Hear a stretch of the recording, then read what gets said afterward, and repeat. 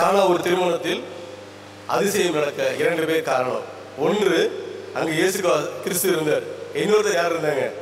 அன்னை மரியாள் இருந்தாங்க. இவங்களுடைய வார்த்தை நிமித்தம் தான் என்னாச்சு, அங்கு தண்ணீர் திராட்சை ரசமாக மாற்றப்பட்டது.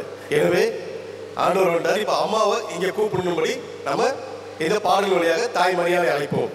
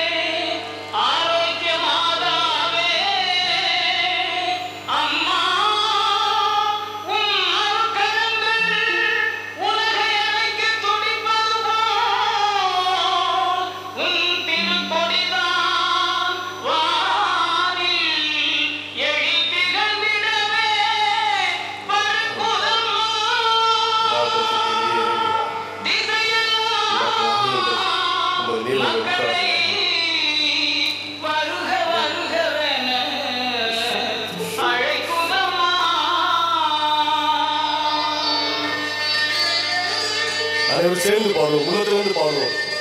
தாய் மரியாள் இவ்விடத்தில் வரும்படிக்காகவும் அவருடைய நீல நில முக்கார் நம்ம ஒவ்வொருவரையும் முழுமடிக்காகவும் அழைப்போம். ஞானத்தை படைத்த தேவனின் தாயே உன் திருப்பொடி வானில் பரசுதம்மா. ஞானத்தை படைத்த தேவனின் தாயே உன் திருப்பொடி வானில் பரசுதம்மா. கோல விழாவில் சிறப்பினை கூறி அசைந்தாடி மக்களை அழைக்குதம்மா. ஞானத்தை படைத்த தேவனின் தாயே உன் திருப்பொடி வானில் பரசுதம்மா.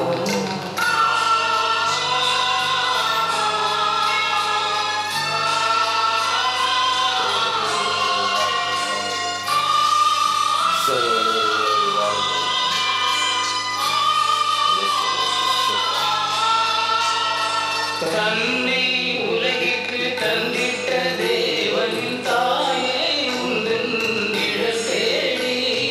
தன்னை உலகிற்கு தந்திட்ட தேவனின் தாயே உந்தன் நிழல் தேடி. அன்னையே ஆரோக்கியமாதாவே உண்மை அண்டியே வந்தவர்கள் பல கோடி. அன்னையே ஆரோக்கியமாதாவே உண்மை அண்டியே வந்தவர்கள் பல கோடி. வையத்து மாந்தர்கள் துயரும் தீர்த்திட உற்றவள் நீ அல்லவா. வையத்து மாந்தர்கள் துயரும் தீர்த்திட உற்றவள் நீ அல்லவா. ஐயன் இயேசுவை திருவயிற்றில் சுமந்து பெற்றவள் நீ அல்லவா. ஐயன் இயேசுவை திருவயிற்றில் சுமந்து பெற்றவள் நீ அல்லவா. பெற்றவள் நீ அல்லவா. ஞானத்தை படைத்த தேவனின் தாயே உன் திருப்பொடி வானில் பரசுதம்மா.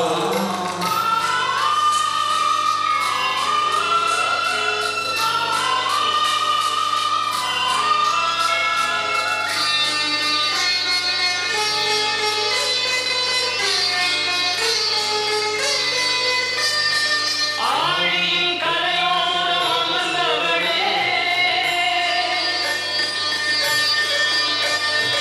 ஆழியின் கரையோரம் அமர்ந்தவளே, அம்மா அருள்மழை பொழிந்திட தெரிந்தவளே.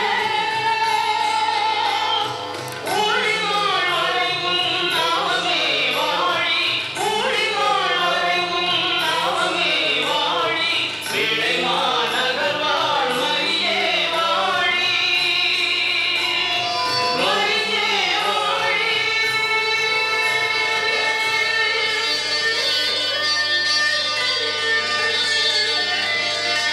மரியே வாழ்க, மரியே வாழ்க. Price the Lord. அமர்ந்து இன்றைக்கு நற்கருணை ஆராதனையோடு நாம் தியானிக்கக்கூடிய ஒரு தலைப்பு என்ன அப்படின்னா, இணை மீட்பராகிய அன்னை மரியாள்.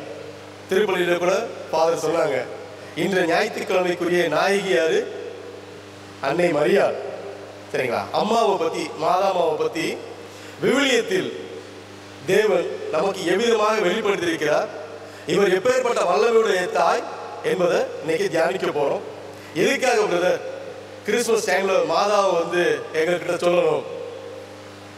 இந்த உலகத்திற்கு கடவுள் மனித ஒரு எடுத்து வருவதற்கு அந்த தாய் தேவைப்பட்டாங்க. அதே போல உங்களுடைய உள்ளத்திலும் இந்த கிறிஸ்துவானவர் பிறப்பதற்கு இந்த தாய் மரியாள் தேவைப்படுவாங்க. இந்த தாய் மரியாள் இல்லாம நீங்க இயேசு கிறிஸ்துவை பெற்றுக்கொள்ள முடியும் என்றால் முடியவே முடியாது. தலைப்புகள் போறதுக்கு முன்னாடி ஒரு கேள்வி எல்லாத்திற்கும் வழக்கமாக கேட்கக்கூடிய கேள்வி, நாம் கத்தோலிக்கர்கள் எத்தனை பேர் விவிலியத்தை தொடக்கத்திலிருந்து திருவெளிப்பாடு வரைக்கும் படித்தவர்கள் எத்தனை பேர்? உங்க கைகளை தூக்குங்க. 1 2 3. Price the lord. மரியே வாழ்க. பரவாயில்ல, ஒரு 70 பேர் இருக்கிற இடத்துல ஒரு 3 பேராச்சும் இருக்கிறீங்க. ஆண்டவருக்கு நன்றி. ஏன் பிரதர் விவிலியம் அவ்வளவு முக்கியமா அப்படின்னா, விவிலிய வார்த்தை முக்கியம். இந்த விவிலிய வார்த்தை தெரியாம போனதுனால இன்னைக்கு என்ன ஆயிடுச்சு, பல பிரிவினை சபைகள் நம் தாய் மரியாதை பற்றி தவறுதலாக நமக்கு போதித்து என்ன பண்ணிட்டாங்க, பாதி வருஷத்தை கூட்டு போயிட்டாங்க. இந்த தாய் வல்லமையுள்ள தாய் என்பதை நிரூபிக்கும்படிக்காக ஆண்டவர் இன்னைக்கு உங்களுக்கு நம்ம எல்லாத்துக்கும் கிருபை செய்ய போறார். விவிலிய வார்த்தை ஏன் முக்கியம் முதல்ல அதை பார்ப்போமே. 1 சாமுவேல் 3வது அதிகாரம் 3வது வசனம். கடவுளின் விளக்கு இன்னும் அணியவில்லை, கடவுளின் பேழை வைக்கப்பட்டிருந்த ஆண்டவரின் இல்லத்தில் சாமுவேல் படுத்திருந்தார். அப்பொழுது ஆண்டவர் சாமுவேல் என்று அழைத்தார். அதற்கு அவன், இதோ அடியேன் என்று சொல்லி ஏலியிடம் போனார். இப்போ 7வது வசனம் படிங்க. 1 சாமுவேல் 3 7வது வசனம். சாமுவேல் ஆண்டவரை இன்னும் அறியவில்லை, அவனுக்கு ஆண்டவரின் வார்த்தை இன்னும் வெளிப்படுத்தவில்லை. Okay sister, praise the lord. இப்ப நடக்கிற சம்பவம் என்ன? கடவுளுடைய ஆலயத்தில் உடன்படிக்கை பெட்டி பேழை இருக்கக்கூடிய இடம். உடன்படிக்கை பெட்டினா எப்படின்னு தெரியும் நமக்கு எல்லாத்துக்குமே. கடவுள் மோசேயின் வழியாக தாம் தங்கக்கூடிய அந்த பேழையை உருவாக்குறாரு. எந்த அளவுக்கு அந்த பேழை முக்கியத்துவமானது என்றால், அந்த பேழை கீழே விழப்போச்சு. ஊசா அப்படின்ற ஒரு ஆள் என்ன பண்ணாப்ல, கீழே விழப்போன அந்த பேழைய தொடப்போனப்ப என்ன ஆயிடுச்சு, ஆண்டவர் இவன் தகுதியற்ற முறையில் இருக்கான், தொட வந்துட்டான்ட்டு அந்த ஊசாவை என்ன பண்ணிடுவாரு, கொன்றுவார். அப்படிப்பட்ட பேழை இருக்கக்கூடிய இடத்துல சாமுவேல் இருக்காப்ல. அந்த ஆலயத்துல பேழை இருக்கிறது. பக்கத்துல பாத்தீங்கன்னா விளக்கு அப்படின்றது பாத்தீங்கன்னா 7 குத்து விளக்கு இருக்கக்கூடிய அந்த விளக்கு இருக்கு. அந்த இடத்துல சாமுவேல் படுத்திருக்கும் போது ஆண்டவர் கூப்பிடுறாரு, சாமுவேல் சாமுவேல் அப்படின்ட்டு. சாமுவேல் என்ன பண்றாப்புல, ஏலி கூப்பிடுறாரு அப்படின்ட்டு போறாங்க. ஆனா ஏன் ஏலி கூப்பிடுறாரு அப்படின்ட்டு சாமுவேல் தெரிஞ்சுக்கிட்டாப்புல, கடவுள் கூப்பிடுறது தெரியல அப்படின்னா அந்த 7வது வசனம் சொல்கிறது, ஆண்டவரின் வார்த்தை சாமுவேலுக்கு இன்னும் வழங்கப்படவில்லை. அப்போ கடவுளுடைய சத்தம் நமக்கு கேட்க வேண்டும் என்றால் சாமுவேல் மட்டும் நம்ம ஆலயத்தில் இருந்தா மட்டும் போதாது. ஆலயத்தில் இருக்கக்கூடிய எல்லா சபைகள் பங்குறதும் போதாது. விவிலிய வார்த்தை தெரிஞ்சிருக்கணும். விவிலிய வார்த்தை தெரிஞ்சா மட்டுமே நாம் கடவுளுடைய சத்தத்தை கேட்க முடியும். Price the Lord, price the lord. மரியே வாழ்க. இப்போ இணை மீட்பர் அன்னை மரியாள். அது என்னங்க இணை மீட்பர்? எப்படி இயேசு கிறிஸ்துவானவர் நமக்கு மீட்பராக இருக்கிறார், அப்போ இதே போல தாய் மரியாள் கோ-ரிடீமர் அவங்களும் நமக்கு இணை மீட்பராக இருக்கிறாங்க. இந்த தலைப்பை ஒரு 5 கொண்டு வரேன். 1 கடவுளின் தாய் மரியாள். சொல்லக்கூடிய வார்த்தைகளை உங்கள் காதுகளை திறந்து கேட்டுக்கங்க. 1 கடவுளின் தாய் மரியாள். 2 மீட்பர் என்றால் என்ன? 3 விவிலியத்தின் பார்வையில் அன்னை மரியாள் எவ்வாறு இணை மீட்பராக இருக்கிறார் அப்படின்ற ஒரு சின்ன ஒரு தலைப்பை நம்ம தியானிக்க போறோம். Price the Lord. இப்போ முதலாவதாக கடவுளின் தாய் மரியாள். அது என்னங்க கடவுளின் தாய் மரியாள்? நம்மளுடைய கத்தோலிக்க திருச்சபையானது மிக மிக ஆழமான கருத்துக்களை கொண்ட ஒரு திருச்சபை. இந்த பழைய மாதா மன்றாட்டு மாலைகளில் பார்த்தீங்கன்னா ஒரு ஜெபம் இருக்கும். என்ன ஜெபம் அப்படின்னா, நிறைய பேர் வயதானவர்கள் இருக்கிறாங்க, அவங்களுக்குலாம் தெரியும். பிதாவானவரின் குமாரத்தி, சுதனானவரின் தாயார், கடைசியா பரிசுத்த ஆவியானவரின் என்னது தர்ம பத்தினி அப்படின்ட்டு மாதா இருக்கிறாங்க. நீங்க பாத்தீங்கன்னா மாதா மன்றாட்டு மாலையில பாத்தீங்கன்னா, சுதனானவரின் தாயே எங்களுக்காக மன்றாடி கொள்ளும், பரிசுத்தாவின் பத்தினியே எங்களுக்காக மன்றாடி கொள்ளும். இதெல்லாம் சும்மா பேருக்கு எழுத கிடையாது, விவிலியத்தில் ஆழமான கருத்துக்கள் இருக்கு அப்படின்றாங்க. எப்படி இந்த தாய் பிதாவானவர் கடவுளாகிய இறைவனின் மகளாக இருக்கிறார். நிறைய பேருடைய பார்வையில் தாய் மரியாதை பார்க்கும்போது எப்படி பார்ப்பாங்கன்னா, ஒரு புனிதர் அப்படின்பாங்க. புனிதர் வேறு. புனிதர் அப்படின்றவங்க யாருன்னா, கடவுளுடைய வார்த்தையை கேட்டு அதன்படி வாழ்றவங்க பேர் புனிதர். ஆனா இந்த அம்மா கடவுளையே தான் வயிற்றில் சுமந்து பெற்றாங்க. அப்ப இந்த தாய் புனிதருக்கெல்லாம் மேலானவர். Praise the lord. மரியே வாழ்க. இப்போ முதலாவது கடவுளாகிய பிதாவானவரின் குமாரத்தி அப்படின்ற தலைப்புல பாருங்க. நான் எல்லாமே விவிலியத்திலிருந்து கொண்டு வரேன். ஏன்னா விவிலியத்துல தாய் மரியாதை பத்தி மிக பிரமாதமா சொல்லப்பட்டிருக்கு. நமக்கு எல்லாம் பொதுவாக தெரிஞ்சது என்ன தெரியும்? தொடக்க நூல்ல 3:15 அன்னை மரியாதை பத்தி சொல்லியிருக்காங்க தெரியும். திருவெளிப்பாடில் 12வது அதிகாரத்தை சொல்லப்பட்டிருக்காங்க தெரியும்.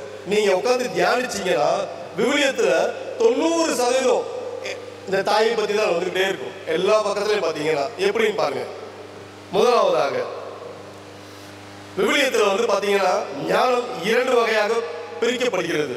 ஒன்று இயேசு கிறிஸ்துவாகவும், இன்னொன்று தாய் மரியாளாகவும் பிரிக்கப்படுது. எப்படி அப்படின்னு பாத்தீங்கன்னா 1 கொரிந்தியர் 1:24 இதில் இயேசு கிறிஸ்துவானவர் தேவ பலனும் தேவ ஞானமுமாக இருக்கிறார் அப்படின்னு சொல்லி இயேசு கிறிஸ்துவ சொல்றாங்க.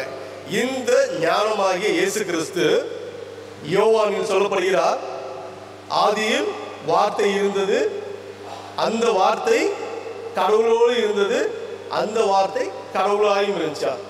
அப்போ இந்த ஞானமாகிய இயேசு கிறிஸ்து பிகினிங்ல இருந்தே இருக்கிறாங்க. இப்போ தாய் மரியாதை பற்றி சொல்லக்கூடியது எங்க இருக்குன்னா, சீராக் 24 1வது வசனம், ஞானம் தன்னையே புகழ்ந்து கொள்கிறது. 9வது வசனம், காலத்திற்கு முன்பே தொடக்கத்தில் அவர் என்னை படைத்தார். 18வது வசனம் மிக முக்கியமாக கவனியுங்கள், நானே தூய அன்பு, அச்சம், அறிவு, தூய நம்பிக்கை ஆகியவற்றின் அன்னை. அதனால பாத்தீங்கன்னா இந்த ஞான நிறை கன்னிகை பாடல் பாடுறப்ப ஏன் மாதாவை சொல்றோம்னா, இந்த அம்மா ஞானமா இருக்கிறாங்க. ஞானமாக இந்த தாய் விவிலியத்துல ஒவ்வொரு இடத்துலயும் வராங்க. இந்த பிரிந்து போன சகோதரர்கள் பயன்படுத்தக்கூடிய கேஜேவி பைபிள் அப்படின்னு சொல்லுவாங்க. அந்த ஆங்கில மொழிபெயர்ப்புல எல்லாத்துலயுமே இந்த ஞான ஆகமம் என்று சொல்லக்கூடிய நீதிமொழிகள் ஆகமத்தை எடுத்து பார்த்தீர்கள் என்றால் ஷி அப்படின்னு தான் மென்ஷன் ஆயிருக்கும். நீங்க சந்தேகம்லாம் போய் பாருங்க. குறைஞ்சது ஒரு 12 விவிலியத்துல உட்காந்து பார்த்தாச்சு. எல்லா இதுலையுமே இந்த ஞானத்திற்கு பெயர் என்னவா? ஷியா, அவள் என்று அருமையாக இருக்கும். ஆனா மொழிபெயர்த்த தமிழ்ல எப்படி மொழிபெயர்த்தாங்க அது அப்படின்னு போட்டாங்க. மூல மொழிபெயர்ப்பாகிய எபிரேய மொழிகளை எடுத்து பார்த்தீங்கன்னாலும் அந்த ஞானம் எவ்வாறு சொல்லப்படுகிறது என்றால் அவள் என்றே சொல்லப்படுகிறது. அந்த ஞானம் நம் தாய் மரியாதாகவே இருக்கிறார். எப்படி இந்த ஞானம் கடவுளுக்கு பிள்ளையாக இருக்குன்னு வேதம் சொல்லுது. நீதிமொழிகள் 8:26-30 இங்கு படிங்க. அவர் பூமியையும் அதன் வெளிகளையும் பூமியில மண்ணின் திரள்களையும் உண்டாக்கும் முன்னும் நான் ஜனிப்பிக்கப்பட்டேன். நான் அவர் அருகே செல்ல பிள்ளையாய் இருந்தேன். நித்தம் அவருடைய மனமகிழ்ச்சியாய் இருந்து எப்பொழுதும் அவர் சமூகத்தில் களி கூர்ந்தேன். ஓகே சிஸ்டர், போதும். Price the Lord. இப்போ இந்த ஞானம் சொல்லுது பாருங்க, நான் அவர் அருகே செல்ல பிள்ளையாக இருந்தேன், நித்தம் அவருடைய மனமகிழ்ச்சியாக இருந்து எப்பொழுதும் அவர் சமூகத்தில் இருந்தேன். இப்போ தெரியுதுங்களா, இந்த தாய் பிதாவானவருடைய மகளாக இருக்கிறார் என்று விவிலியமே மிக தெளிவாக சொல்லுது. நம்ம யார்கிட்ட போய் காமிக்கலாம், ஏன்பா அவள்னு மென்ஷன் பண்றாங்க, ஏன் அவர்னு போட்டிருக்கலாமே, இயேசு கிறிஸ்துன்னு சொல்றீங்களே ஏன் அப்படின்னா இந்த ஞானம் தாய் மரியாள் என்று நீங்க எல்லா மொழிபெயர்ப்பில் இருக்கக்கூடியதெல்லாம் பார்த்தீங்கன்னா தெரியும். இரண்டாவதாக தாய் மரியாள் எவ்வாறு சுதனானவருடைய தாயாரா இருக்காரு. இதை நம்ம சொன்னோன்னு உங்க எல்லாத்துக்கும் மனசுல என்ன படும்? வேதம் சொல்லு, பைபிள் தான் சொல்லியிருக்காங்களே. இவங்க வந்து இவங்க வயிற்றுல இயேசுநாதர் பிறக்கிறதுனால வந்து இவங்க வந்து இயேசுநாதருக்கு சுதனுக்கு தாயன்னு தெரியுது. என்னைக்குமே நல்லா தெளிவாக தெரிஞ்சுக்கங்க, நீங்கள் நல்லவங்க அப்படின்ட்டு உங்களை பற்றி உங்கள் பக்கத்தில் இருக்கான்னு சொல்லவே கூடாது. இப்போ ஃபார் எக்ஸாம்பிள் ஆரைக்கிராஜ் ஒருத்தர் இருக்கீங்கன்னு வச்சுக்கோங்களேன், ஆரைக்கிராஜ் ரொம்ப நல்ல ஒரு பாட்டு நீங்கள் சொல்லக்கூடாது. யார் சொல்லணும்? ஆண்டவர் சொல்லணும். இங்கே அதே போல இந்த தாய் மரியாள் சுதனாளருடைய தாயார் அப்படின்ட்டு ஒருத்தர் டெஸ்டிமோனி கொடுக்கிறாரு. யார் அப்படின்னு பாருங்க. லூக்கா 1:41 ஃபர்ஸ்ட் பார்ப்போம்.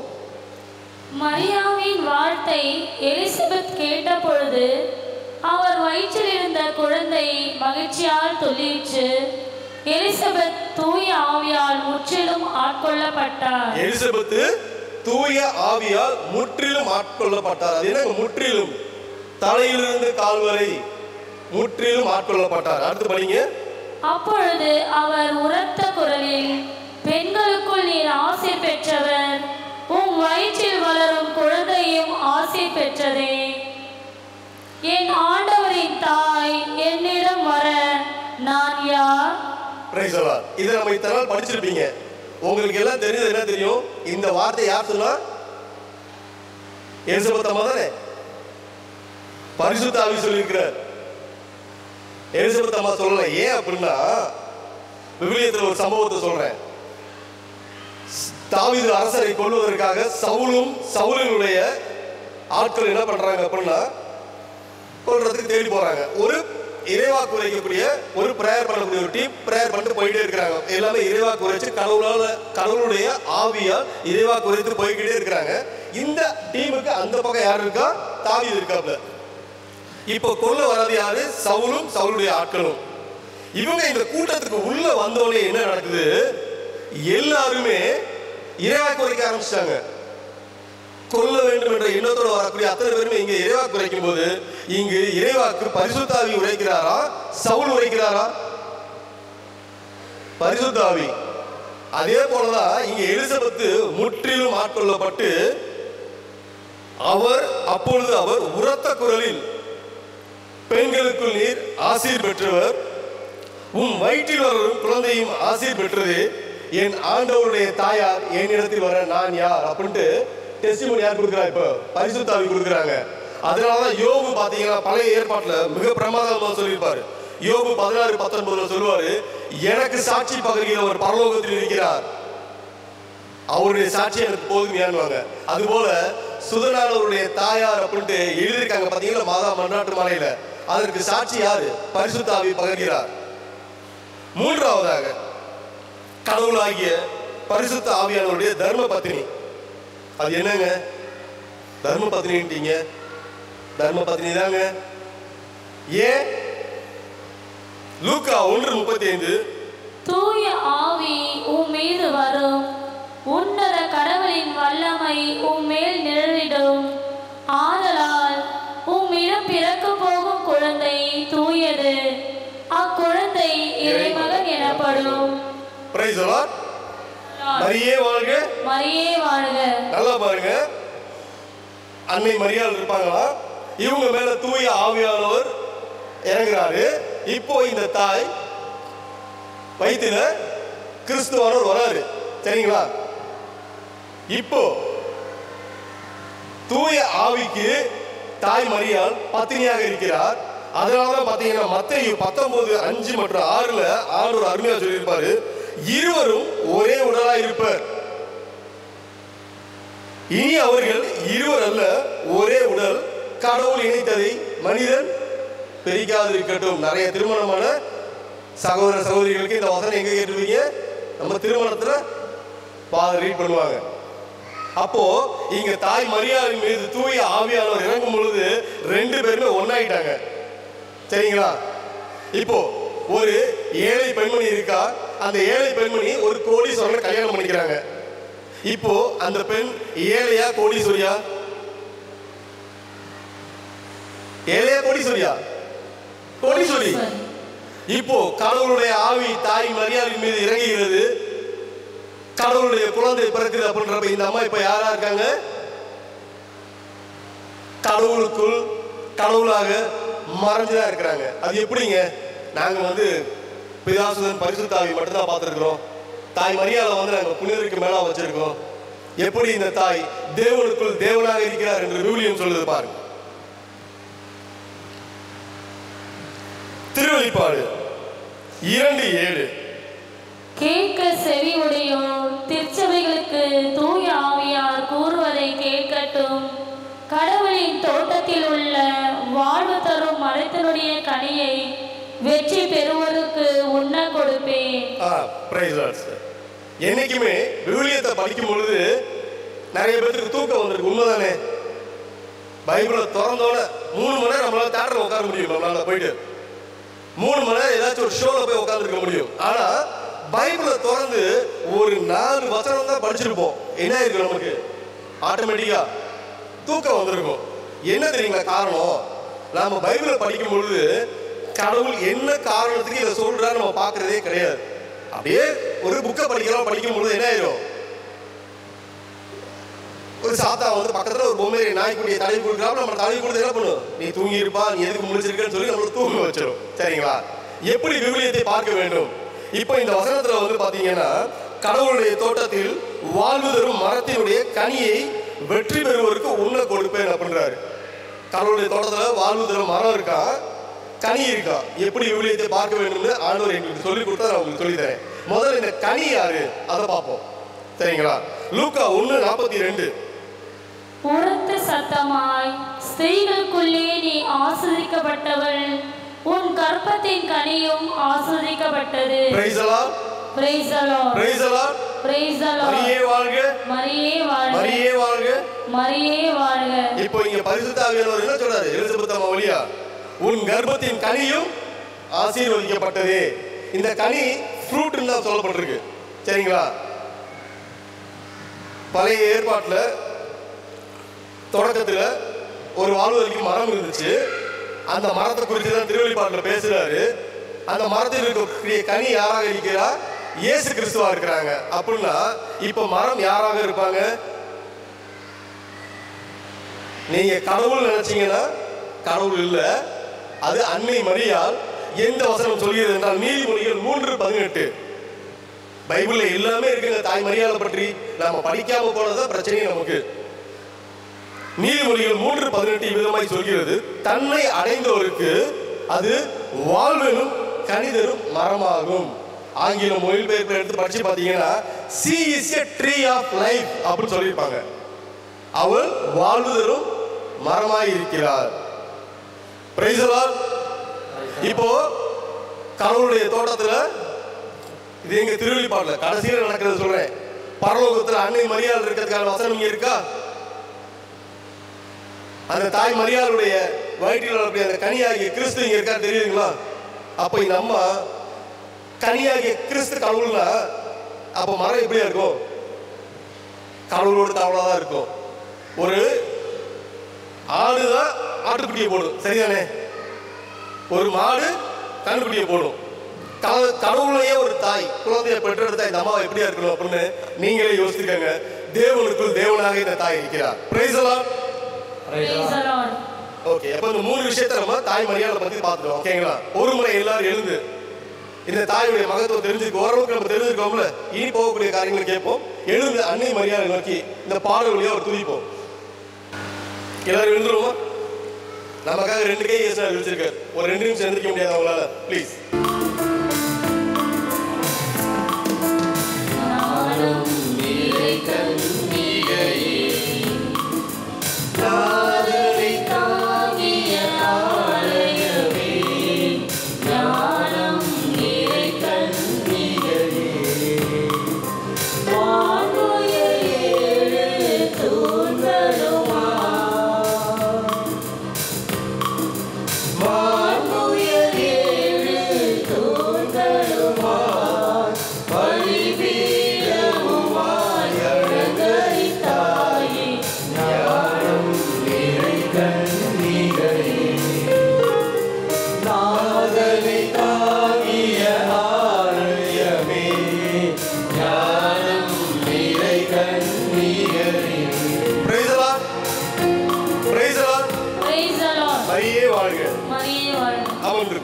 அடுத்ததாக விண்ணக அரசி அன்னை மரியாள்.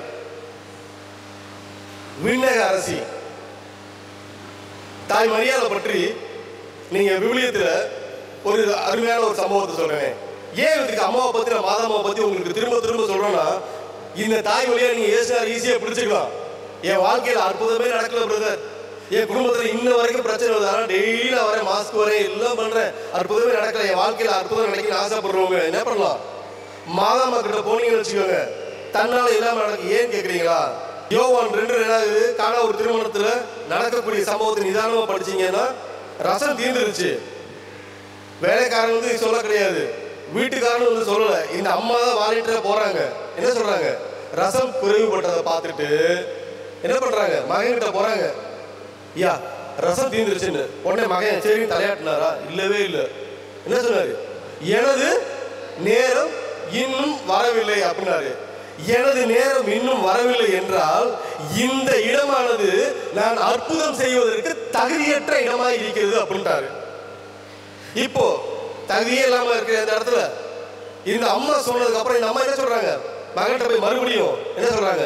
போய் செய்யும் கேட்கறாங்க. கேட்கவே இல்லை. ஒன்னே ஒண்ணுதான், ஆட்களை பார்த்து அவர் சொல்றது செய்யுங்கப்பா அப்படின்னு போயிட்டாங்க. இப்போ இந்த தண்ணீர் திராட்சை ரசமாக மாறியதா மாறலையா? ஏசா செஞ்சார்ல. அப்போ உங்க வாழ்க்கையில அதிசயம் நடக்கல, அற்புதம் நடக்கலாம், ஒருவேளை நாம் தகுதியற்ற பாத்திரமா இருப்போம். இந்த தாய் மரியாதை கூப்பிட்டீங்கன்னா நீங்க கண்டிப்பா எப்படிப்பட்ட பாத்திரமா மாறிடுவீங்க? தகுதியுள்ள பாத்திரமாக மாறிடுவீங்க. கண்டிப்பா நீங்க கடவுளுடைய ஆசீர்வாதத்தை பெற்றுக்கலாம். அதனாலதான் அன்னை மரியாதை பத்தி திரும்ப திரும்ப சொல்லக்கூடிய காரணங்களே அதான். நம்முடைய கத்தோலிக்க திருச்சபை மிக பிரமாதமா சொல்லியிருக்கு. நீங்க எல்லா ஜபங்களையும் எடுத்தீங்கன்னு வச்சுக்கோங்களேன், மாதாவை கூப்பிட்டு தான் அடுத்து ஏசாருக்கே வருவாங்க. கவனிச்சீங்கன்னா உங்களுக்கு தெரியும்.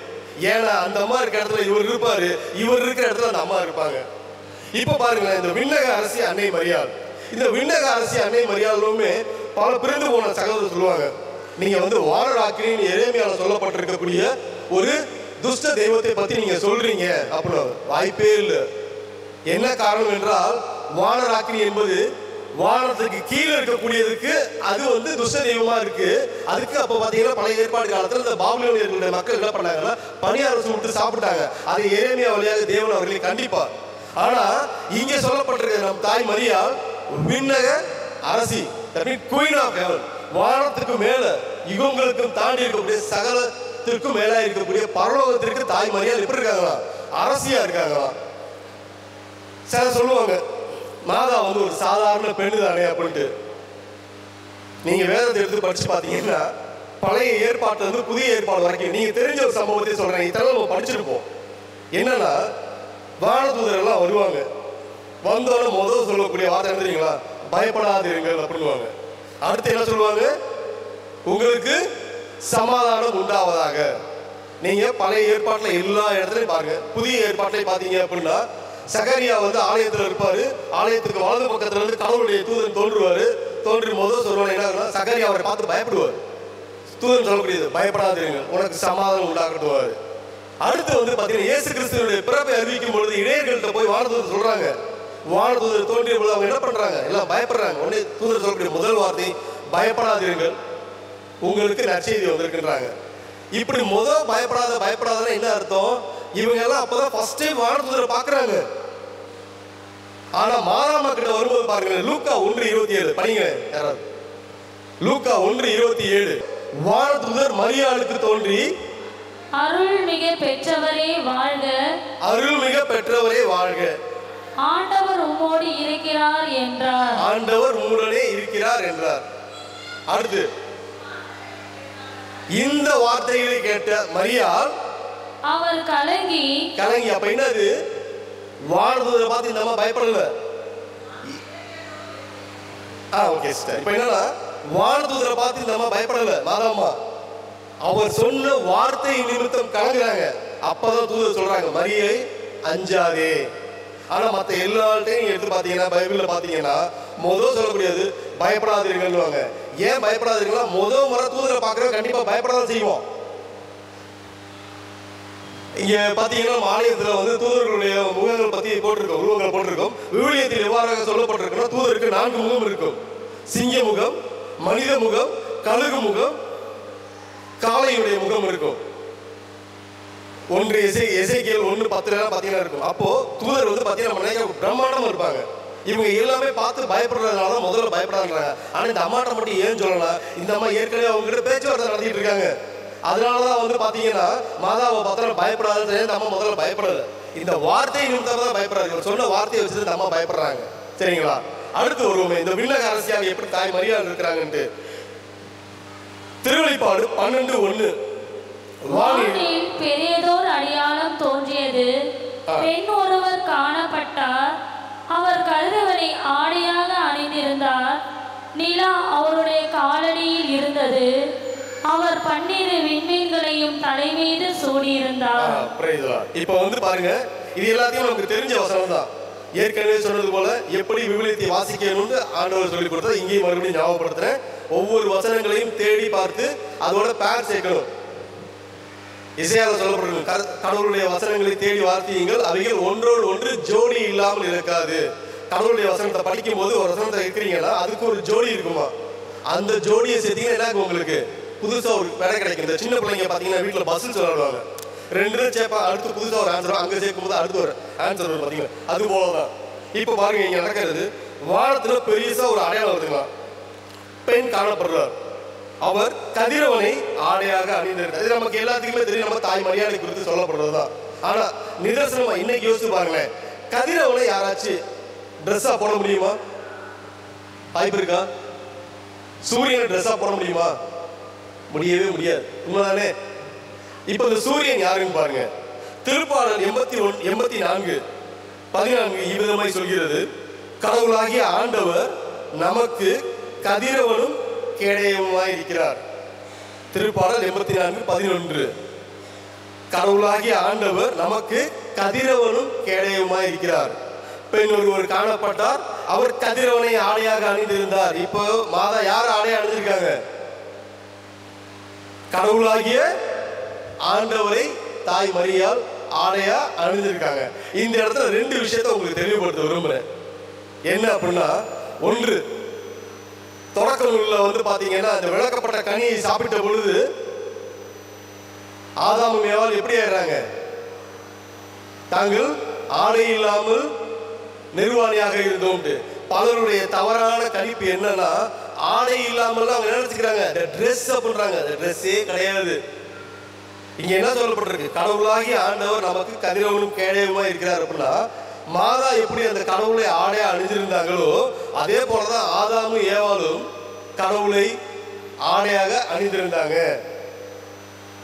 நம்ம ஞானஸ்தானம் வாங்கும் பொழுது ஒரு ஒயிட் கிளாத் தராங்க. எதுக்கு? அந்த வெண்வஸ்திரம். தெரியுதுங்களா ஆடை அப்படின்றது என்னன்ட்டு? ஆதாம் ஏவாள் அந்த பழத்தை சாப்பிட்டோன்னு அந்த கடவுளுடைய பிரசன்னம் அவங்களை விட்டு வெளியேறியது. பிரசன்னம் அப்படின்னா நம்ம புரிந்து கொள்ள முடியும், எளிதாக சொல்றேன். மாஸ்ல குருவானவர் திருப்பலி வைக்கும் போது பாத்தீங்கன்னு வச்சுக்கோங்களேன், இந்த எழுந்தேற்றம் அப்ப பாடக்கூடிய பாடல் அப்ப நம்மளே அறியாம ஒரு மாற்றம் உடம்பு சிறுத்து கண்ணீர் விட்டு இருக்கோம். அந்த மாற்றம் அனுபவம் யாருக்கு இருக்கா? எல்லாத்தையுமே கண்டிப்பா இருந்திருக்கும். இந்த புதுமை வாங்கினோம்னா பாத்தீங்கன்னா சின்ன பிள்ளைங்களுக்கு இருக்கும், இல்ல அதிகமாக ஜெபிக்கக்கூடிய மனிதர்களுக்கு மக்களுக்கு இருக்கும். என்னன்னா மாஸ்ல அந்த எழுந்தேற்ற பாடல் அப்ப ஈவன் ஹல்லேலூயா சாங் பாடும் பொழுது ஒரு விதமான உடம்புல புல்லு இருக்கிறாப்புல இருக்கும். நம்மளே அறியாம வந்து பாத்தீங்கன்னா மனது உருகி அழுக ஆரம்பிப்போம். இவைகள் தான் கடவுளுடைய பிரசன்னமா இருக்கு. கடவுள் நம்மளை தொட்டுட்டு போவாருவாங்க. தொட்டுட்டு போற அந்த ஒரு தருணத்துக்கு எப்படின்னா ஆடையாவே அணிஞ்சிருக்காங்க. இந்த அம்மா நம்ம எப்படிப்பட்ட வல்லமையுள்ள தாயாக அன்னை மரியாதை இருக்கிறாங்க. சரிங்களா? இப்போ ட்ரெஸ் தெரிஞ்சிருச்சு, கதிரவன் யாரு? கடவுளாகிய ஆண்டவர்னு தெரிஞ்சிருச்சு. அடுத்து பாருங்களேன் என்ன பண்ணிருக்காங்க, அவர் 12 விண்மீன்களை தலையில் முடியாக சூடியிருந்தார். எல்லாத்துக்குமே தெரியும் 12 விண்மீன்னா ஸ்டார்ஸ் அப்படி நினைக்கிறீங்களா? ஸ்டார்ஸ் கிடையவே கிடையாது.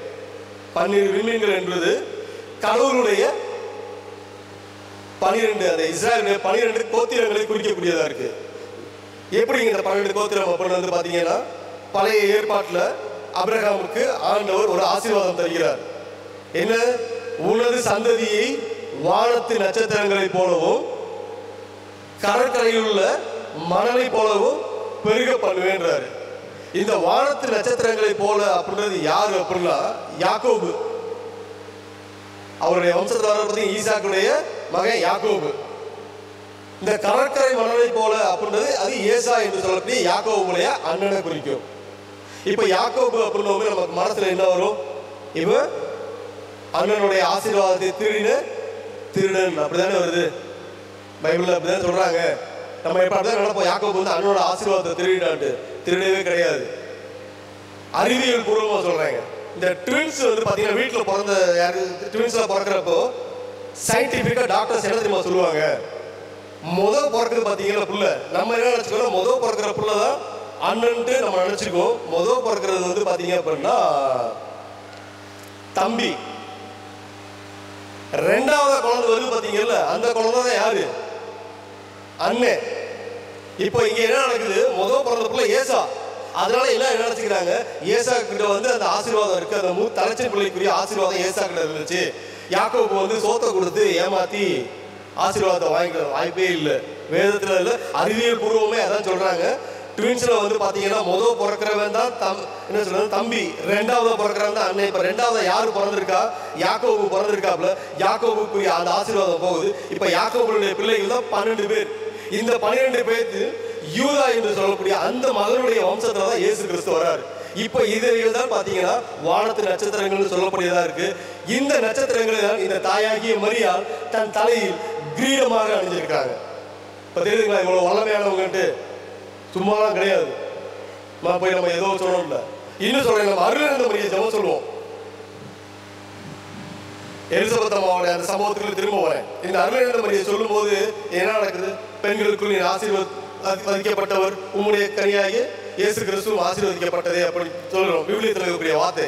இந்த வார்த்தைக்கு அப்புறம் பாத்தீங்கன்னா என்ன நடக்குது, அடுத்த மாதம் என்ன பண்றாங்க விவிலியத்துல பாத்தீங்கன்னா, என் ஆன்மா ஆண்டவரை ஏற்றி போற்றுகிறது அப்படின்றாங்க. எப்ப எல்லாம் நீ அருளிருந்த மரியை சொல்றீங்களோ அப்ப எல்லாம் மாதம் என்ன பண்ணுவாங்க, உங்கள் வழியாக கடவுளை மகிமைப்படுத்துறாங்க. அதனால டெய்லி ஒரு 10 மணி அருளிருந்த மரியாச்சு சொல்லிடுங்க, சரிங்களா? Price the lord. மரியே வாழ்க. அடுத்து முக்கியமான ஒன்று, இயேசு கிறிஸ்துவின் தசையாகிய அன்னை மரியாள். அது என்னது, இயேசுடைய தசை பாசிபிள் இருக்கா? விவிலியத்தின் வழியாகவும் மருத்துவ ரீதியாகவே சொல்றேன். யோவான் 4:24 இவ்விதமாய் சொல்கிறது, கடவுள் ஆவியா இருக்கிறார். சரிங்களா? இப்போ இந்த பரிசுத்த ஆவி மாதாமா பிசிக்கலா இருக்காங்க, நம்மளுக்கு போன்ற ஒரு சாதாரண ஒரு பெண் ஒரு மனுஷியா பூமியில இருக்கிறாங்க. இப்போ கடவுளுடைய ஆவி அவங்க மேல வந்துருச்சு. இப்போ குழந்தை பிறக்குது. இப்போ பிறக்கக்கூடிய பிள்ளை யார் சாயல்ல இருக்கும், மாதா சாயல்ல தான் இருக்கும். ஏன் அப்படின்னா இவங்களுக்கு தான் ரத்தமும் சதையும் இருக்கு. பரிசுத்த ஆவியானவர் ஆவியா இருக்காரு. புரியுதுங்களா? இப்போ தாய் மரியாள் யாருடைய, இயேசு கிறிஸ்துவ யாருடைய ஜாடையா இருப்பாருன்னு நினைக்கிறீங்க? மாதாவுடைய ஜாடை தான். இப்போ இயேசுநாதர் இருக்கக்கூடிய ரத்தமும் சதையும், ஏன்னா பரிசுத்த ஆவி அவர் ஸ்பிரிட் ஆவியா இருக்காரு, கடவுள் ஆவியா இருக்காருட்டாங்க.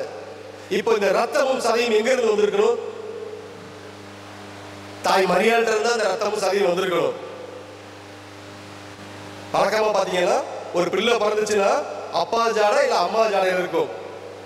ஏன்னா அவர்கள் உருவத்தோடு இருக்கிறாங்க. இங்க அப்பா உருவம் இல்லாம பரிசுத்த ஆவியா இருக்காரு. இப்ப அம்மா மட்டும்தான் இருக்காங்க. அப்ப பறக்கிற புள்ள அம்மா ஜாடையா தான் இருக்கும். பறக்கிற பிள்ளைக்கு ஓடக்கூடிய ரத்தம் தாயுடைய ரத்தமா தான் இருக்கும். அந்த சதை தாயுடைய சதையா தான் இருக்கும். இப்ப கல்வாரியில் சிந்தப்பட்ட ரத்தம் யாருடைய ரத்தமா இருக்கிறது, மாதாவுக்கு அதுல பங்கு இருக்கு. இந்த அம்மாவுடைய ரத்தமும் அங்க சிந்தப்பட்டிருக்கு. அங்க கிழிக்கப்பட்ட சதை தாய் மரியாளுடைய சதையாவும் தான் இருக்கு.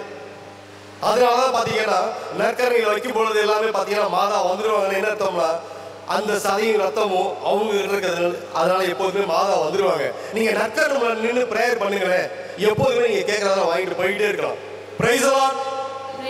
மரியே வாழ்க. இப்போ மீட்பர் கொஞ்ச நேரத்தில் முடிச்சிடலாம். மீட்பர் என்றால் என்ன?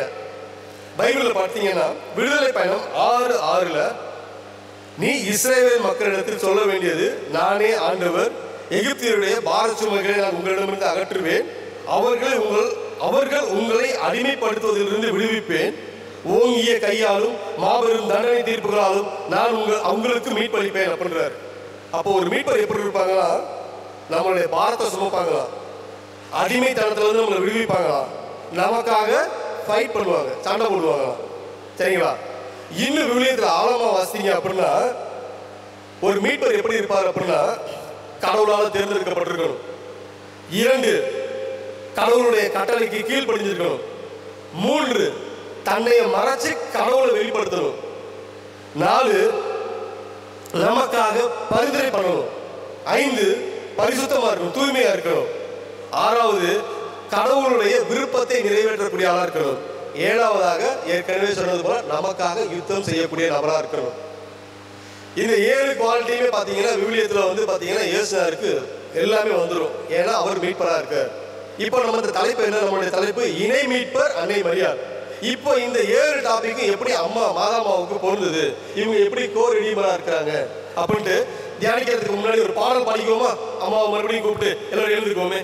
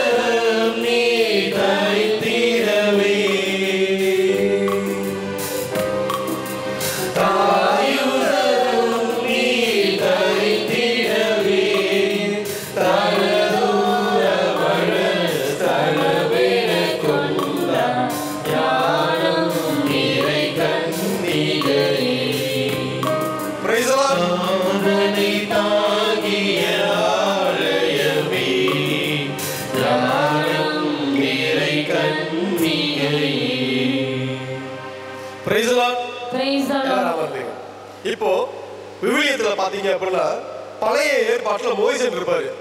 மோசேஸ் வந்து பாத்தீங்கன்னா மக்களை வழிநடத்தி வரும்போது பாத்தீங்கன்னா அவருக்கு எல்லாமே ஃபிட் ஆகும். ஒரே ஒரு இடத்த தவிர மோசேஸ் பாத்தீங்கன்னா கடவுளால் அழைக்கப்பட்டவராக இருப்பாரு.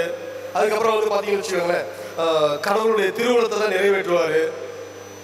அந்த இஸ்ரேல் மக்கள் மீட்கிறதுக்காக யுத்தம் பண்ணுவாரு. இப்படி எல்லாமே ஒரே இடத்துல, ஒரே ஒரு இடத்துல மட்டும் மோசேஸ் மிஸ் ஆயிடுவாங்க. எங்கன்னா கீழ்ப்படிதல்னு சொல்லக்கூடிய இடத்துல பாத்தீங்கன்னா மோசேஸ் மிஸ் ஆயிடுவாப்ல. பாறைகிட்ட போய் பேசுன்னு ஆண்டவர் சொல்லுவாரு. இவர் என்ன பண்ணிடுவாரு? பாறையை ஓங்கி அடிச்சிருவார். அடிச்சதால கடைசியில் என்ன ஆயிடுச்சு? அந்த வாக்களிக்கப்பட்ட நாடாகி அந்த கானான் நாட்டிற்குள் மோசேஸால உள்ள போக முடியாது. ஆனா இயேசு நாட்டை வந்தீங்கன்னா இந்த 7மே ஃபிட் ஆயிருக்கும். 7லுமே நின்று பாத்தீங்கன்னா அவர் மீட் பண்ணு ஆண்டவர் பாத்தீங்கன்னா விவிலிய வார்த்தையினுடைய அவர் நிரூபிச்சிருப்பாரு. இப்ப தாய் மரியாள் பாத்தீங்கன்னா எப்படி அந்த இணை மீட்பரா அந்த 7மே ஃபீல் பண்றாங்கன்னு பாருங்களேன். முதலாவதாக இறைவனால் தேர்ந்தெடுக்கப்படுதல். லூக்கா 1:24 நான் பழைய மொழிபெயர்ப்புல இருந்து படிக்கிறேன். தாவீதின் வம்சத்தனாகிய யோசேப்பு என்கிற நாமம் உள்ள புருஷனுக்கு நியமிக்கப்பட்டிருந்த ஒரு கன்னியிடத்தில் தேவனாலே அனுப்பப்பட்டான். யாரு? தூதன் அனுப்பப்பட்டான். அந்த கன்னிகையின் பெயர் மரியாள். தேவனால் அப்படின்ற வார்த்தையை பார்த்தீங்கன்னா நம்ம பொது மொழிபெயர்ப்புல இருக்காது. நம்மளுடைய பழைய கத்தோலிக்க மொழிபெயர்ப்புல பார்த்தீங்கன்னா தேவனால் அப்படின்ற அந்த வார்த்தை இருக்கும். அப்ப இந்த தேவனால் அனுப்பப்பட்டார் அப்படின்றப்பே தாய் மரியாள் இறைவனால் தேர்ந்தெடுத்து கொள்ளப்பட்டவர். Price the Lord. இரண்டாவதா சொன்னேன் கீழ்ப்படிதல். கடவுளுக்கு கீழ்ப்படியணும். லூக்கா 1:38 பின்னர் மரியா, நான் ஆண்டவரின் அடிமை, உமது சொற்படியே எனக்கு நிகழ கடவுது என்றார். நல்லா யோசிச்சு பாருங்களேன். இன்றைக்கு மாடர்ன் கல்ச்சர், இன்னைக்கு வந்து ஒரு பெண் வந்து கணவன் இல்லாம கன்சீவ் ஆகிட்டாங்கன்னா எப்படி கிரிட்டிசைஸ் பண்ணுவாங்க தெரியாது. ஆனா யூத பாரம்பரியத்தை யோசிங்க, அந்த காலத்துல எப்படி யூத மக்கள் இருந்திருப்பான். ஒருவேளை மாதா வந்து சொசைட்டிக்கு பயந்து தன்னை சுத்தி இருக்கிறவங்க கிரிட்டிசைஸ் பண்ணுவான்னு யோசிச்சு அதெல்லாம் என்னால் முடியாது அப்படின்னு இருந்தா நீங்களும் நானும் இன்று அந்த மீட்பை பெற்றிருக்க முடியுமா? முடியவே முடியாது. ஆனா இந்த அம்மா சொன்ன ஒரே ஒரு வார்த்தை, இதோ நான் ஆண்டவரின் அடிமை, உமது வார்த்தையின்படியே எனக்கு ஆக அப்படின்னு சொன்ன அந்த வார்த்தையினால தான் இன்னைக்கு நம்ம எல்லாமே எப்படி இருக்கோம்? கடவுளுடைய மீட்பை பெற்றுக்கொள்வதாக நம்ம இருக்கிறோம். அப்ப இந்த வார்த்தையின்படியாக தாய் மரியாள் கடவுளுக்கு கீழ்ப்படிந்தவராக இருக்காங்க. அடுத்து பாத்தீங்கன்னா தூய்மை, பரிசுத்தமா இருக்கணுமா? லூக்கா 1:41 இது பாத்தீங்கன்னா ஏற்கனவே சொன்னது போல தூதர் வந்து சொல்றாரு. என்ன சொல்றாரு? அவர் உரத்த குரலில் 1:41 மரியாளின் வாழ்த்தை கேட்டபோது எலிசபெத்து அவர் வயிற்றில் இருந்த குழந்தை மகிழ்ச்சியால் துள்ளிட்டு எலிசபெத்து தூய ஆவியால் முற்றிலும் ஆட்கொள்ளப்பட்டார். அப்பொழுது அவர் உரத்த குரலில், பெண்களுக்குள் நீர் ஆசீர்வதிக்கப்பட்டவர், உமது வயிற்றில் வளரும் குழந்தையும் ஆசீர் பெற்றதே அப்படின்னார். ஏற்கனவே சொன்னது போலதான் கிறிஸ்துவானவர் பரிசுத்தமான நல்ல மரம் எல்லாம் நல்ல கனி கொடுக்கும். படிச்சிருக்கீங்களா? மத்தேயுல மரத்தை கொண்டு கனியை கொண்டு அந்த மரத்தை அறிஞ்சிக்கலாம் அப்படின்றாங்க. கிறிஸ்துவானவர் பரிசுத்தமா இருந்தா மரம் எப்படி இருக்கும்? பரிசுத்தமா தான் இருக்கும். ஒருவேளை பிரிந்து போன சகோதரர் சொல்றாப்புல, தாய் மரியாள் வந்து சாதாரண பெண்ணா இருந்தா இஸ்ரேல் இருக்க யார் வீட்டுல வேணாலுமே ஏசார் பிறந்திருக்கலாம் இல்ல? யோசிச்சு பாருங்களேன். சகலத்தையும் படைக்கக்கூடிய சர்வ வல்லவர் ஒரு மகளுடைய வயிற்றுல வந்து பறக்கணும் அப்படின்னா, கடவுளையே தான் வயிற்றுல சுமக்கணும். இந்த தாய் எப்படிப்பட்ட பரிசுத்தம் நிறைந்தவரா இருப்பாங்க? விவிலியம் சொல்லுது, பழைய ஏற்பாட்டுல ஒருவரும் காணக்கூடாதவரும் சேரக்கூடாத ஒளியில் வாசம் பண்றவரா யாரும் இருக்காரா? கடவுள் இருக்காரு. யாராலுமே பார்க்க முடியாத கடவுளை ஒருவரும் போய் சேரவே முடியாதா? அப்படிப்பட்ட கடவுளை ஒரு அம்மா தன்னுடைய வயிற்றில் இருந்து சுமந்து பெற்றிருக்கிறானா, அந்த பெண் எப்படி சாதாரண பெண்ணாக இருப்பார்? கடவுளுக்கு கடவுளாக மறைஞ்சிருக்கிறாங்க. Price the Lord. அப்ப இந்த வார்த்தையின் மொழியாக தாய் மரியாள் பரிசுத்தம் நிறைந்த தாய் அப்படின்னு தெரியுது. அடுத்து பாருங்களேன், தன்னையை மறைச்சுக்கிட்டு கடவுளை வெளிப்படுத்தணும். பிரச்சனையே இங்கதான். அந்த பழைய ஏற்பாட்டில் வந்து பாத்தீங்கன்னா லூசிஃபர் நமக்கு வேதத்துல நமக்கு கேட்சதுக்காக சொல்லிட்டு இருப்பாங்க. ஒரு ஃபாலின் ஏஞ்சலை பத்தி, விழுந்து போன தூதனை பத்தி. அவன் என்ன பண்ணியிருப்பான்? கடவுளுக்கு மேல பெரிய ஆளாவே அப்படின்னு சொல்லி தன்னையே ப்ரொஜெக்ட் பண்ணுவான். ஆனா இங்கே பாருங்களேன், யோவான் 2:5 தாய் மரியாள் சொல்றாங்க, அவர் உங்களுக்கு சொல்வதை எல்லாம் செய்யுங்கள். மாதா நினைச்சிருந்தா அந்த இடத்துல கண்டிப்பாக தண்ணீரை திராட்சை ரசமாக மாத்துறதுக்கு தன் மகன்கிட்ட கட்டளை கொடுத்தா கண்டிப்பா செஞ்சிருப்பாங்க. ஆனா என்ன சொன்னாங்க? தன்னை ஹைட் பண்ணிட்டு, அவர் என்ன சொல்றாரு செய்யுங்கப்பா. கடவுளை ப்ரொஜெக்ட் பண்ணாங்களா? இன்னும் சொல்றேன், கடவுளை ப்ரொஜெக்ட் பண்றதுல மாஸ்ல வந்து பாத்தீங்கன்னா அந்த நற்கரையை குருவானவர் கையில பிடிக்கிறாங்க. பிடிக்கும்போது என்ன சொல்றாங்க? இதோ இறைவனின் செம்மறி அப்படின்றாங்க. எதுக்காக அப்படி சொல்றாங்க? இந்த வார்த்தை விவிலியத்துல எங்க வருது? யோவான் இருக்கார் பாத்தீங்களா, ஸ்நாபகர், அவர் கடவுளை காமிக்கிறார், இதோ இறைவனின் செம்மறி அப்படின்ட்டு சொல்லிட்டு என்ன பண்றாரு? தன்னை மறைச்சுக்கிட்டாரு. அதற்கு அடையாளமாக தான் குருவானவர்கள் எப்போதுமே நன்மையை உயர்த்தி காமிக்கும் பொழுது தன்னை மறைத்துக் கொண்டு, எங்களை நீங்க பார்க்க கூடாது, கிறிஸ்துவானவரே பார்க்கணும்னு சொல்லி இதோ இறைவனின் செம்மறின்னு சொல்லி உயர்த்தி காமிக்கிறாங்க. அதே போலதான் இங்க தாய் மரியாள் என்ன பண்றாங்க? அவர் உங்களுக்கு சொல்வதை எல்லாம் செய்யுங்கள் சொல்லி தன்னையை மறைச்சுக்கிட்டு கடவுளை வெளிப்படுத்துறாங்க. மூன்றாவது அடுத்து வந்து பாத்தீங்கன்னா, பரிந்து பேசுபவராக இருக்க வேண்டும். மீட் பண்றவங்க பரிந்து பேசணும். மோசேன்னு கேட்டீங்கன்னு வச்சுக்கோங்களேன், இந்த இஸ்ரேல் மக்களுடைய கீழ்ப்படியாம கடவுள் வந்து அவங்களை கொல்ல வந்துருவாரு. அந்த காடை சாப்பிட்ற விஷயத்துல நீங்க பார்த்தீங்கன்னா தெரியும். உடனே மோசே என்ன பண்ணுவாரு? ஆண்டவர்கிட்ட போயிட்டு, நீங்க கொன்றாதீங்க ஆண்டவரே. அப்புறம் எகிப்திய ஜனம் என்ன சொல்லுவோம்? இவங்களுடைய கடவுள் இவர்களை கொல்வதற்காக பாலைவனத்துக்கு கூட்டு வந்தான்னு உங்க பேரை கெடுத்து விட்டுருவாங்க, நீங்க கொல்லாதீங்க அப்படின்னு சொல்லி இந்த மக்களுக்காக பரிந்து பேசுவார். அதே போல பாலைவனத்துல பாத்தீங்கன்னா கடவுளுக்கு எதிராக தூசணம் சொல்லும் பொழுது வெண்கலத்திலான ஒரு சர்ப்பம் வந்து எல்லாத்தையும் கடிக்க முடியும் கடவுளுக்கு பண்ணிடுவார். உடனே மோசே போய் மன்றாடும் பொழுது வெண்கலத்துல ஒரு பாம்பை செஞ்சு உயிர்த்து அதை பார்க்கறவங்க பொழைச்சிக்குவான். அது யார்? இயேசுநாதர் தான் அப்படின்றாங்க. அப்போ மோசே பரிந்து பேசுறாரு. இயேசுநாதர் வந்து வச்சுக்கோங்களேன், அவருமே பரிந்து தான் பேசுவார். இப்போ மாதா இவங்க பரிந்து பேசுறாங்களா? பரிந்து தான் பேசுறாங்க. நீங்க இந்த காணா ஒரு திருமணத்துல பாத்தீங்கன்னா ரசம் தீர்ந்துருச்சுன்ட்டு ஏற்கனவே சொன்னது போல் வீட்டுக்காரனும் வரல, வேலைக்காரனும் வரல, மாதா தான் வாலண்டியரா போறாங்க. படிக்கிற பாருங்க, திருமண விழாவில் திராட்சை ரசம் தீர்ந்து போகவே இயேசுவின் தாய் அவரை நோக்கி, திராட்சை ரசம் தீர்ந்து விட்டது என்றார். இப்ப தெரியுதுங்களா? வாலண்டியரா பிரச்சனைனா என்ன பண்ணுவாங்க? இவங்க வந்து நமக்காக கடவுள்கிட்ட பரிந்து பேசுவாங்க. அடுத்து மீட்பர்களுடைய குவாலிட்டியில முக்கியமானது கடவுளுடைய திருவுளத்தை நிறைவேற்ற வேண்டும். மற்ற எல்லாத்துக்கும் விவிலிய வசனத்தை கொண்டு வந்தேன், இதுக்கு நான் விவிலிய வசனம் கொண்டு வரல. காரணம் என்னன்னா, இயேசு கிறிஸ்துவினுடைய பிறப்பிலிருந்து அவருடைய மரணம் வரைக்கும் அன்றை மரியாள் என்ன பண்ணாங்க? கடவுளுடைய திருவுளத்தை நிறைவேற்றிக்கிட்டே இருந்தாங்க. உதாரணத்துக்கு சொல்ல வேண்டும் என்றால், கல்வாரியில இயேசுநாதர் சிலுவை சாவு எதுக்காக இயேசுநாதருக்கு தராங்க? இவர் தன்னை கடவுளுடைய மகன் சொன்னார் அப்படின்ற ஒரே ஒரு காரணம் தான், மற்ற எதுவுமே கிடையாது. அவர் வந்து ப்ரீச் பண்ணாரு, அதெல்லாம் இல்லவே இல்லை. தன்னை கடவுளுடைய மகன் டாப்ல இவர் சாகணும் அப்படின்ட்டு எல்லாம் என்ன பண்றாங்க, அந்த யூத ரவிமார்கள் எல்லாமே போராடுறாங்க. போராடி பாருங்க, ஒருவேளை இந்த அம்மா சாதாரண பெண்மணியா இருந்தா என்ன பண்ணிருக்கலாம், தன் மகனை போய் காப்பாற்றணும்ட்டு என்ன பண்ணிருக்கலாம், நேரா போயிட்டு பிளாத்துவை பார்த்து, பிளாத்து இயேசுநாதர் வந்து எனக்கும் யோசேப்புக்கு தான் பிறந்திருந்தார் அப்படின்னா இயேசுநாதர் சிலுவையில இருந்து இறக்கியிருப்பாங்க. என்ன பண்ணாங்க, என் மகன் மரித்தாலும் பரவாயில்லை, இந்த மக்கள் மீட்பு பெறணும், இந்த மகன் பரிசுத்த ஆவியாலே பிறந்தாரு, அதனால நீ மரித்தாலும் பரவாயில்லை மகனே அப்படி என்ன பண்றாங்க, கடவுளுடைய திருவுளத்தை நிறைவேற்றக்கூடிய அந்த தாயை பார்த்து நாம் எல்லோரும் ஒரு சொல்லுவோமா, மரியே வாழ்க, பிரைஸ் தி லார்ட். அப்ப பாத்தீங்கன்னா எல்லாத்துலயுமே கடவுளுடைய திருவுளத்தை நிறைவேற்றி தாய் மரியாள் இணை மீட்பரா இருக்காங்க. சோ பிரியமான என் சகோதரர்களே, இப்போ இணை மீட்பர்னே சொல்லிட்டு வந்துட்டேன். இப்ப இந்த மீட்பை பத்தி என்னன்னே சொல்லவே இல்லை. எதுல இருந்து மீட்பு தராங்க அப்படின்னா பாவத்திலிருந்து மீட்பு தராங்க. என்ன விதமான பாவங்கள் அப்படின்னா, இதை நம்ம மீட்பை வாங்கிக்கிட்டோமா அப்படின்னா, நாம் பாவத்தை விட்டு விட்டா நம்ம மீட்பை வாங்கிட்டோம், பாவத்தை விடலன்னு வச்சுக்கோங்க நம்ம மீட்பை வாங்கலான்னு அர்த்தம். நம்முடைய தாய் திருச்சபை வந்து பாத்தீங்கன்னா 7 தலையான பாவங்கள் சொல்லுவாங்க.